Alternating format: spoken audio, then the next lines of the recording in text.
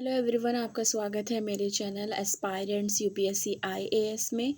तो मैं आज आपको एडिटोरियल का एनालिसिस देने वाली हूँ। किसी ने कमेंट करके बोला था कि उनको एडिटोरियल का भी जानना है। ठीक है, तो ये आपकी प्रिपरेशन के लिए अच्छा होगा। ये मेंस के पर्सपेक्टिव से बहुत ज़्यादा इम्पॉर्टेंट है और प्रीलिम से रिलेटेड तो मैं आपको देती ही रहती हूँ। द हिंदू का एनालिसिस तो वो भी आप देखिए, इसके पहले मैंने अपलोड किया है, उसको भी आप देखिएगा। तो चलिए शुरू करते हैं। एडिटोरियल वाले पेज पे आज दो इम्पॉर्टेंट एडिटोरियल है। एक ये है टर्निंग टू ट्रेड विंड। ठीक है, तो इसमें क्या क्या इम्पोर्टेंट मैं आपको बताती हूँ कि इसमें ये है कि इंडिया जो है उसने लास्ट वीक अनाउंस किया था कि वो साइन की इकोनॉमिक सॉरी 1 मिनट जी। तो मैंने इसके बारे में आपको पहले ही ये न्यूज़ बता चुकी हूँ। मैं यूएई के साथ जो इंडिया ने comprehensive economic partnership agreement sign किया था वो मैंने आपको बता दिया था आपको इससे पहले। इसमें क्या है, एक्सपोर्ट जो था इससे बूस्ट होगा। ठीक है, ट्रेड और इकोनॉमिक आउटपुट के लिए। तो ये चीज़ आपको ये न्यूज़ में भी आती, जैसे मैंने द हिंदू का एनालिसिस में भी बताया था और एडिटोरियल में भी उसी के बारे में है। उसमें ये है कि आयरनिकली क्या है कि इंडिया ने एक सॉट टू प्रमोट किया है अपने आत्मनिर्भरता यानी कि सेल्फ रिलायंस को। क्योंकि पैंडेमिक के दौरान क्या हुआ था कि बहुत ज़्यादा डिप्रेस्ड हो गए थे, डोमेस्टिक कंजप्शन डिमांड डिप्रेस हो गया था और ओवरऑल ओवरऑल जो इकोनॉमिक आउटपुट था हमारा वो भी ड्रैग हुआ था। ठीक है, तो इससे रिलेटेड है। अभी इसी में है कि जो बायलैटरल फ्री ट्रेड एग्रीमेंट है, ठीक है, उसको एक वेलकम चेंज माना जा रहा है। ठीक है, किस चीज़ के लिए कि मतलब एक स्ट्रेंथ करेगा ट्रेड टाइज को। ठीक है, इंडिविजुअल पार्टनर कंट्रीज़ को, और ये इक्विटेबल टर्म्स होगा। ठीक है, मल्टीलेटरल पैक्ट के लिए। तो ये बहुत ज़्यादा एक डेवलपमेंट और सस्टेनेबल डेवलपमेंट और बायलैटरल टाइज, बायलैटरल ट्रेड, इन सब के लिए बहुत ज़्यादा इम्पॉर्टेंट है।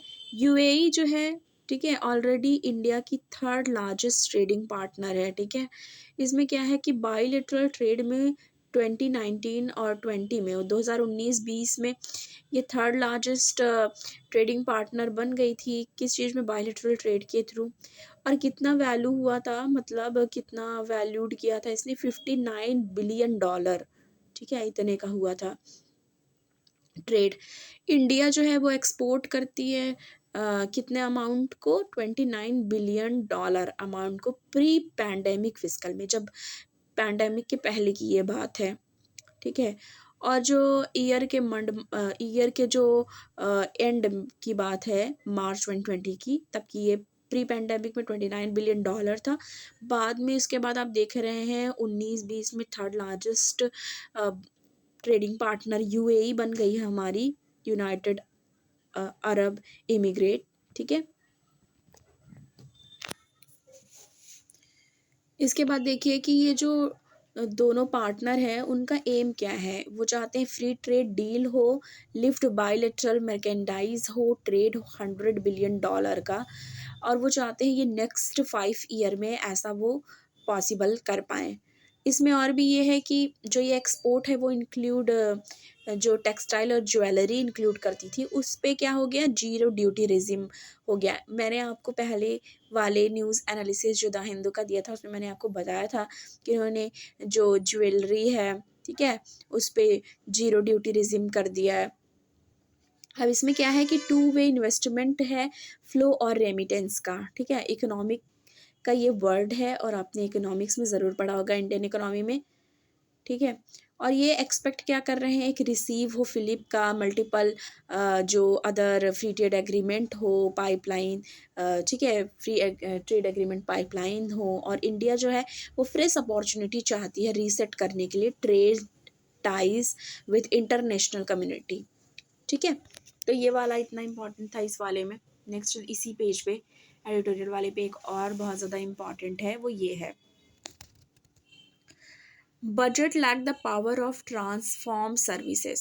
ठीक है, इसमें क्या है कि इंडियन यूनियन बजट जो 2022-23 है उसमें क्या डेमोन्स्ट्रेट हुआ है, इसमें ये क्लियर इंटेंट दिख रहा है कि जो प्रायोरिटी है, जो प्रायोरिटाइज़ इन्होंने किया है, वो क्लीन एनर्जी को किया है और सस्टेनेबल डेवलपमेंट को, ठीक है? और ये जो इन्होंने प्रॉमिस है वो कब किया था? कॉप 26, ठीक है? कॉप 26 जो ग्लासगो में हुआ था लास्ट ईयर, तब इन्होंने ये प्रॉमिस किया था और इन्होंने इस बार के बजट में इसको शामिल किया है। अब इसमें ये देखो कि आप हेल्थ सेक्टर के लिए इन्होंने विटनेस किया है 16% इंक्रीज़ किया है, ठीक है, बजट में, बजट एलोकेशन में। और मेडिकल और पब्लिक हेल्थ एक्सपेंडिंग जो है रिड्यूस बाय 25% हुआ है 2023-2022 का। और एजुकेशन सेक्टर विटनेस हुआ है 11.86 इंक्रीज़ हुआ है बजट एलोकेशन में। और इसमें और क्या इंक्लूड किया है उन्होंने, अभी इंक्लूड इस एजुकेशन सेक्टर में किया है ई विद्या प्रोग्राम। तो ई विद्या प्रोग्राम है वो बूस्ट करेगी ऑनलाइन लर्निंग, क्योंकि आप देख रहे हो जब से पैंडेमिक चल रहा है, ऑनलाइन क्लासेस चल रही हैं स्टूडेंट्स की, तो वो ई विद्या प्रोग्राम उन्हीं के लिए है कि ऑनलाइन जो लर्निंग है उसको बूस्ट किया जा सके। इसके बाद ये देखो कि 74% ऑफ जो target of sustainable development goal है वो लिंक किया गया universal access to reliable energy, ठीक है। अब ये इसमें एक भी ये देखो कि जो ये मल्टीपल पॉलिसीज़ हैं उस पे क्या बात हुई है कि मल्टीपल जो पॉलिसीज़ हैं वो क्या करेंगी, कॉम्प्लीमेंट करेंगी एक दूसरे को अचीव करने में लार्जर सेक्टरल ऑब्जेक्टिव्स को। जैसे एग्जांपल लो कि आसाम का, आसाम में क्या हुआ कि एनर्जी विजन डॉक्यूमेंट जो है इनका, वो ये है कि इलेक्ट्रिसिटी और डेवलपमेंट आउटकम्स को जो है अप्लाई होगा, उसको सोलर एनर्जी पॉलिसी 2017 से इन्होंने ऑपरेशनलाइज किया है।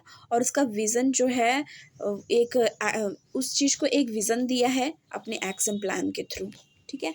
तो ये वाला बहुत ही ज़्यादा इम्पॉर्टेंट था।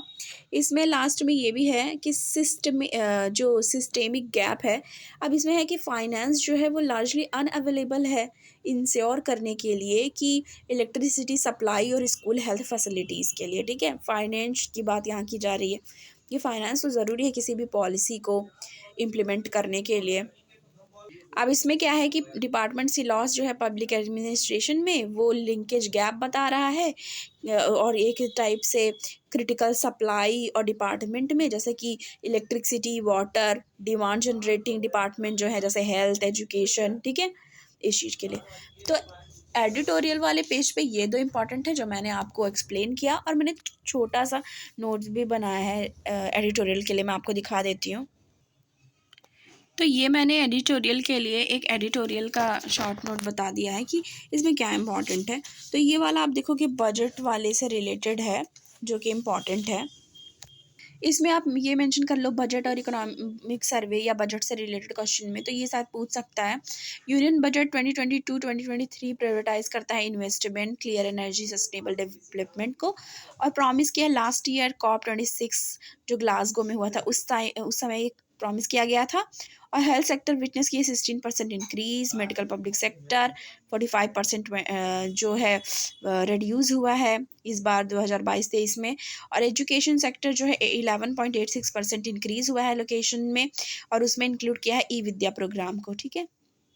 Thank you. तो आपको अगर मेरा ये एडिटोरियल का एनालिसिस जो मैंने किया अच्छा लगा, प्लीज़ मेरे चैनल को लाइक करिए, सब्सक्राइब करिए और ज़्यादा से ज़्यादा शेयर करिए, और कमेंट करके बताइए आपको कैसा लगा। Thank you.